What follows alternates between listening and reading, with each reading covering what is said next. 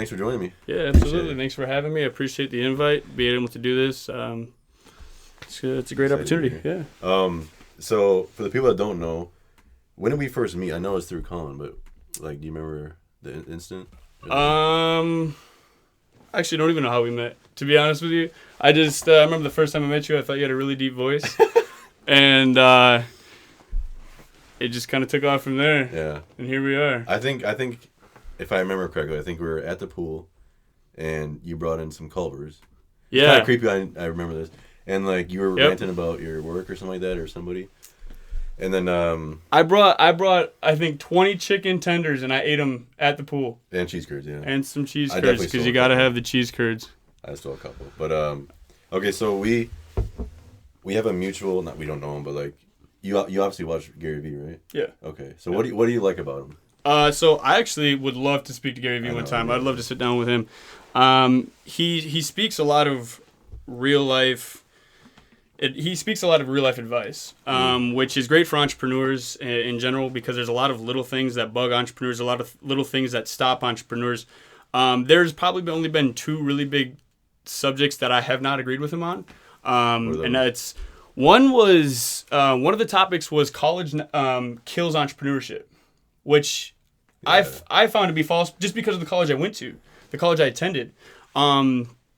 It was really built on entrepreneurship. Mm-hmm. And so as I was there, they were building the university, using entrepreneurship to build that university. Right. And you were literally learning. I know the president and CEO of GCU. And so I was able to talk with him and the CFO, Dan Buckast. Brian Mueller, he's actually from Milwaukee, which is kind of cool. He was a teacher in Milwaukee. And he's now created a multi-million-dollar school that creates more revenue than the Dallas Cowboys and WWE. So, serious? Yeah, and you learn from those guys. I mean, you sit down, you talk with them, and you learn. And you just try to translate what they're doing into your craft. Dude, he gets me going. When I first saw him, first of all, he's in his 40s, and he has so much energy. Like, I think he has more energy than me. Yeah. And he's got his own podcast that I follow, too. But he'll be like, all right, so we got this. So today I was at a garage sale, and I flipped $25 into $500. Listen, I'm like, what? Right. Like, he just does business. I mean, that is entrepreneurship. Even going to Goodwill and buying something for cheap, a vintage T-shirt, a vintage jersey, whatever you have, and flipping that on eBay or Craigslist or whatever you have. Maybe you have what are that, Etsy, I think it's called, or Etna's? No, it's the website where you can sell kind of your art and stuff like that. But even if you have a page like that and you're selling, or Instagram, selling on Instagram, that is entrepreneurship. Yeah. And so he tells you, if you're flipping sneakers, if you're doing whatever, just keep going. I mean, there's a lot of people that are going to, I see it all the time in what people tell me of what I can and can't do in entrepreneurship. I'm doing what Gary Vee did. I mean, there's different kind of entrepreneurship. Yeah. You know what I'm saying? And so mine is very risky in what I'm doing. And mine is along the lines of what Gary Vee did. It's just a different type of entrepreneurship. Right, yeah. Yeah, he's crazy. I mean, he gets me going. So let me ask you this. If you won the lottery today, let's say you win, I don't know what's a good amount. Anything would be good. Let's say you win $100,000 from a gas station. Right. What are you going to do with it? I'd invest it instantly. Yeah. I mean, right now, we just got our development quote back from my fintech company. Uh-huh. Fintech, by the way, is financial technology. And that's what I've been working on for the last 2 years. And so our quote came back from our team in India. And it's $145,000 for development. Yeah. And I would easily take that $100,000 that I just won a lottery. And I'm not going to have to give up equity. Yeah. So absolutely, I'm going to take that and invest my own money. And I would put every penny of that $100,000 into my fintech company for the development. Right. And so we can launch. Yeah, that'd be cool. So what is, you have like a short-term plan, or is it just like kind of? In modern entrepreneurship, even what I was learning in school, and sitting in front of the 46 accredited investors that I work with through college, you want to see 3 to 5 year exit. Right. You want to develop that company, and you want to exit in 3 to 5 years. Right. If you tell an investor, hey, they're going to hand over anywhere from, it could be $50,000, it could be $10,000. Or you could be raising $500,000, $1.5 million. That's probably what we're going to shoot for in my seed round, $1.5 million. We need to seek that investment to do what our competitor did to scale. We Yeah. need to scale. And based off of our calculations, I think going out and reaching for 1.5 million is what we need to do. But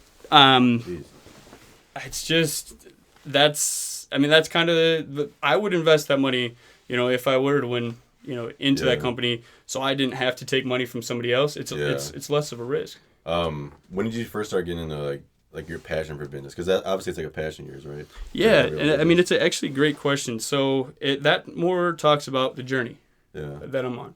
Like I'm gonna be really honest with you. A lot of people don't know that I grew up on a farm in the middle of Wisconsin. Yeah. I grew up in it's a town that most people in Wisconsin probably don't even know. It's called Neshgoro, Wisconsin. Yeah, I never heard of it. Exactly. And so I grew up in Neshgoro for the first half of my childhood, and then went about 20 minutes away, 15 minutes away, and grew up in Princeton for the end of my childhood. Like high school years, or yeah, middle school and high school. And so if I didn't have any business. Yeah. I didn't have anything in regards to business. No one in my family has this crazy success story. Nobody's an executive in my family. No one's, the CEO of X company. No one. So it was kind of funny is coming out of 2014. 2014 is when you graduated, right? Yeah, is when I graduated.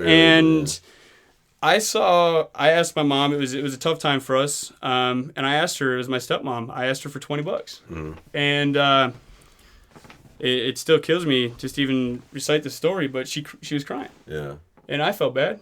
I was like, Mom, I'm sorry, I didn't mean to ask you for $20. Yeah. And she just didn't have it. And someone recently I was talking to, he has his own company. He has a record label company. He's from Canada. I was just talking to him last week, and we were kind of talking about the story. And he said, Brandon, it's not that your mom didn't want to give you that $20. Yeah. It's just that she couldn't. Yeah. I said, yeah. And what are you supposed to do at 18 years old when you see your mom cry? Yeah. I can't sign a check. Mom, Dad, the mortgage is covered. Mm-hmm. Mom, Dad, your expenses, we don't have to worry about it anymore. Yeah. And so that 3 to 5 year, as I'm talking about, exit, that's the first thing I'm going to do. Yeah. We raise this capital. We launch, we expand, we scale, we raise more capital. So we'll go seed round, then we'll go Series A. That's how you raise capital. And hopefully when we finally exit for, our competitor exited for $100 million. One of our biggest competitors. Yeah. And that's supposedly a rumor to be on the light side. But there's rumors out there that they exited for $100 million. Yeah. The first thing I'm going to do is hop on a plane and go home. Right. And I'm going to sit down in front of my nieces and nephews and my mom and dad and my family and say, hey, things are different now. Yeah. And so you ask, where business, I don't know where in that. I think that's where I got my motivation for business because I stepped back and I realized who are the powerhouses in the world? Mm-hmm. They're businessmen. Oh, yeah. They're businessmen. And so I just slowly started asking for mentorship because, again, I don't have the CEO dad. I don't have the CEO mom. I don't have the CEO aunt, uncle, or the executive relative. So I have to go and seek mentorship. Right. And that's kind of what I've done on this journey so far. And a lot of the stuff that I oftentimes mentor my peers. Mm-hmm. There's one of my good friends. He was born just outside of Ethiopia. That dude literally came from nothing. Yeah. He had no shoes, no running water. This kid's out here, and his family's kind of broken right now, but he's helping. He's working.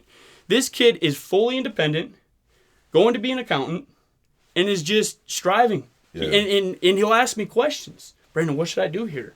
What should I do here? Yeah. And I end up regurgitating the stuff that I get from my mentors, and just this is what they're telling me. Right. This is what these CEOs and multimillionaires, accredited investors, this is what they're telling me. Yeah. Try this. Do you think that's why you guys are such good friends? Because you're able to kind of relate to the come up, as they say? I think so. And I think that I'm speaking to a lot of people. Yeah. I don't think a lot of people in the world come from a lot of money, right? Very few do. Exactly. So